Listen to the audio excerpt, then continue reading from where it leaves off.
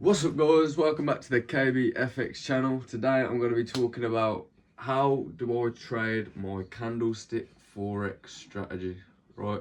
And I only trade my price action strategy on the 1 hour time frame. So how do I trade my price action strategy and how do I backtest it?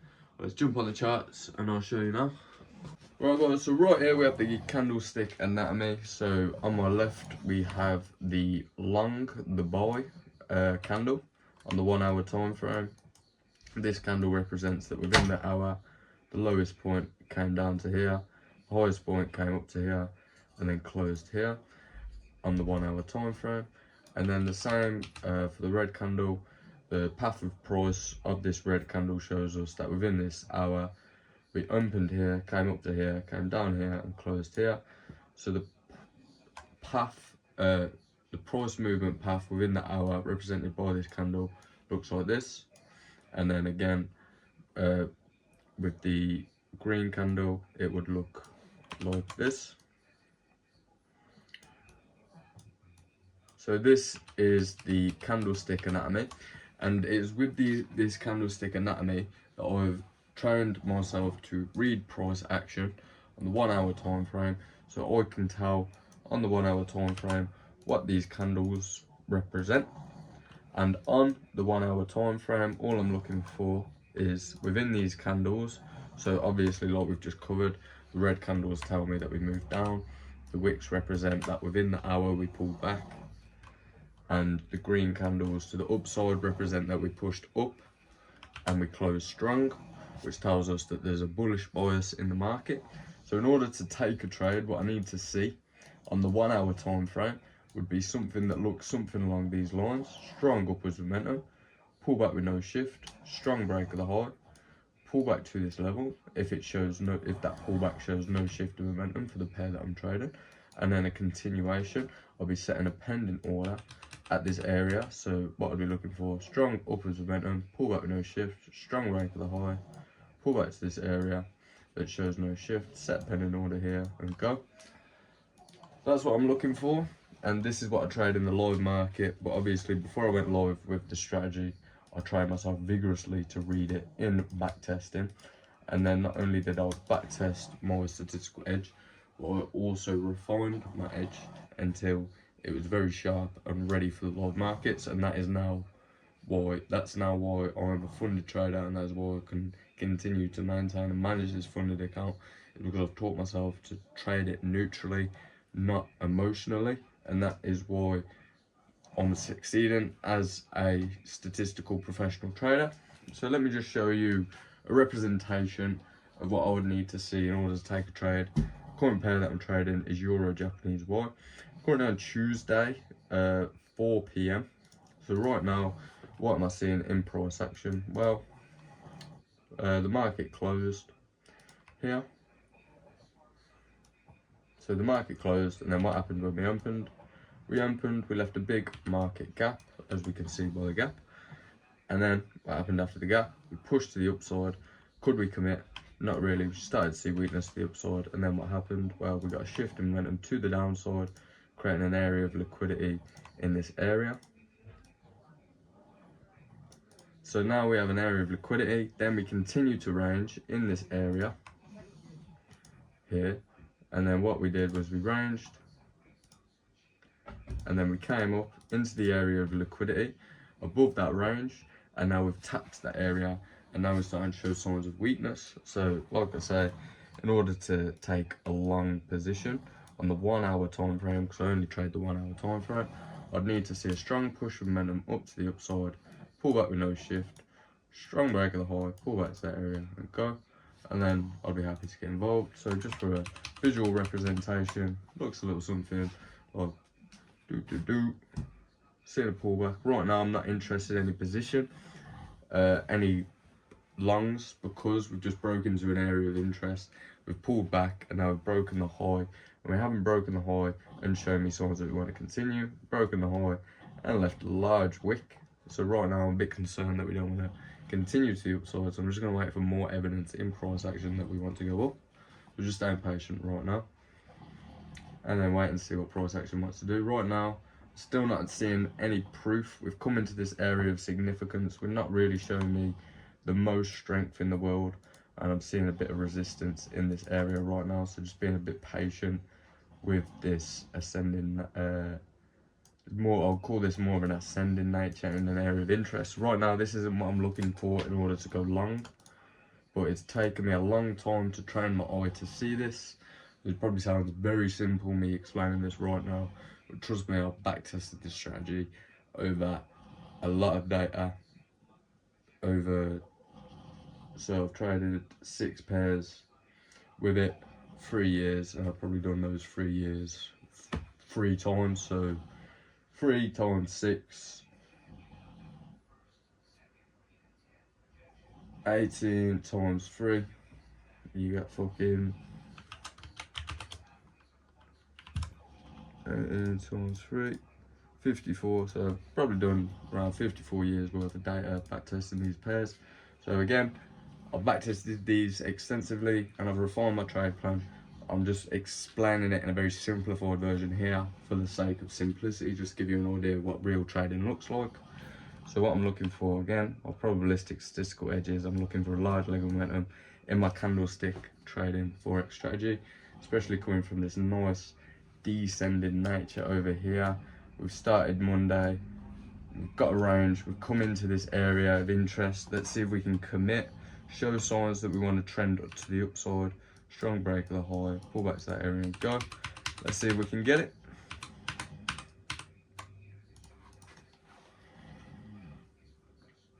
So now we're starting to see with these 2 candles here, 1, 2, a bit more significance to the upward selling pressure. So now I'm a bit more interested in a long position, and I know as a pair characteristic for this pair that we can ascend and impulse to the upside. So I'm just going to wait and see what happens. So now we've definitely established momentum to the upside with these 3 candles. I'm definitely seeing a bullish bias in the market, and again, just to reiterate, we are coming from that very clean descending nature, and then this ascending now. Now this uptrend coming from a descending, this upwards momentum coming from a descending is very favourable. So again, if I can get that confirmation, pull back with no shift, strong break of the high, pull back to that area and go, I'll be very happy and willing to get involved in that. So let's see if we can get it. So now, wait and see what happens. Now we're getting that pullback. Has the pullback shown me a shift of momentum to the downside? I would say that momentum is still to the upside for me.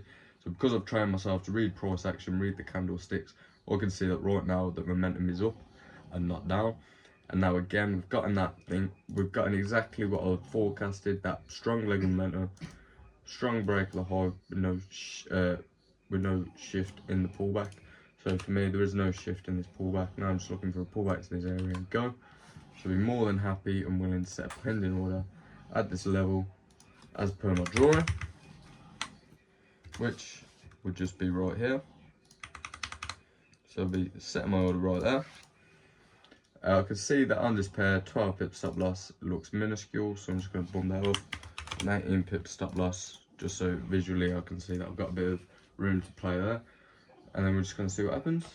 The next candle has tagged me in, which means that it's come down to my entry price, down to this level, and touched this area. So now my pending order is being tagged, which means I'm now in a long to the upside, which again just looks like a pullback, and I'm forecasting after that pullback that we're going to continue to the upside. You don't have to, I just know that it's probabilistically high probability based off of my statistical edge in the market. I'm just going to see what happens next. And as we can see, the next candle, it comes and it takes me out for a full 18 pips, which with my risk management strategy is a maximum of -1% per trade. So for me, this is a very high probability, low risk entry point setup. I'm more than happy to get involved in this area. The fact that it took me out for a -1% is honestly no concern to me whatsoever, because this is a 10 out of 10 setup. I've got no concern taking. In the formation candle where it formed a large wick, that is a concern, but obviously my entry was set after the close of the prior candle. I hadn't seen this wick, so as per my back testing, within that 1 hour I wouldn't have seen that form and my entry would have been tagged. So yeah, this is the trade that I wanted to cover in my candles, how I trade my candlestick forex strategy. We read raw price action, we wait for high probability low risk setups, we take them, and then once we've took them, we just go on to our Notion.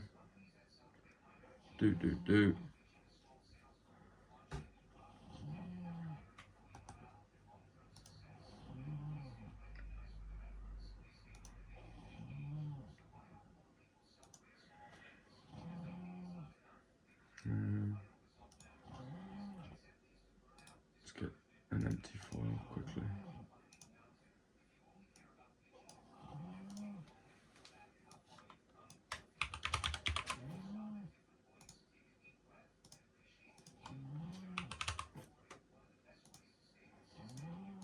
Right guys, so once I've took that trade, what I'll just be doing then would just be take a screenshot of that and then putting that in my trade journal. So Euro Japanese yen, put that in my trade journal. So the position was a buy, stop loss was 18, maximum that it went against me before it went for me was 18 pips, and then the date of the trade was the 12th of Feb 2025. So this was a live trade that I took. Absolutely no problem with this setup. 10 out of 10 setup. Very happy with it. The fact that it took me out for minus 1%, not an issue. Fit my plan, followed my strategy. Therefore, I'm happy with it. And that is what all of you should make sure you do when you take a trade. So 8 AM, 12th of Feb 2025, 8 AM. The pattern was a continuation.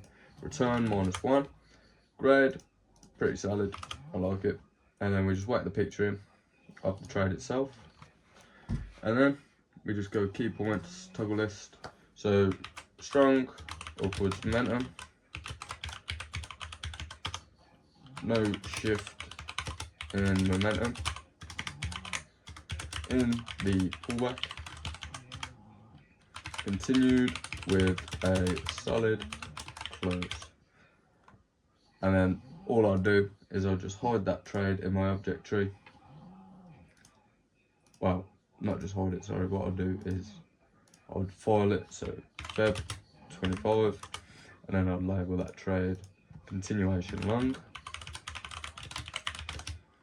12/02/25.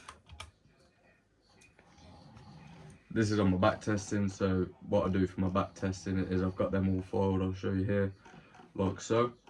But for my live trades, it's on a separate file. This is my back testing trading view setup. So I've got a live setup where all my 25 and 24 trades are stored.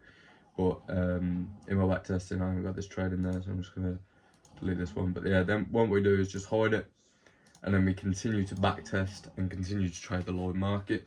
So I thought in this video I'd just do a little breakdown of how I'll trade my candlestick forex strategy. Don't want to extend the video overly long. I don't want to overcomplicate anything, and I want to keep things simplistic. I know this probably would appear overly simplistic for people who aren't familiar with the strategy, but just know that you need to backtest your strategy. You need to be very familiar with your strategy before you go in the live market with it, and you need to make sure you understand your strategy yourself before going trading live.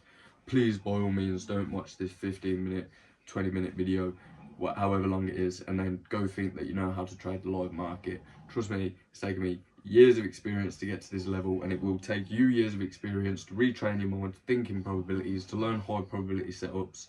It takes time.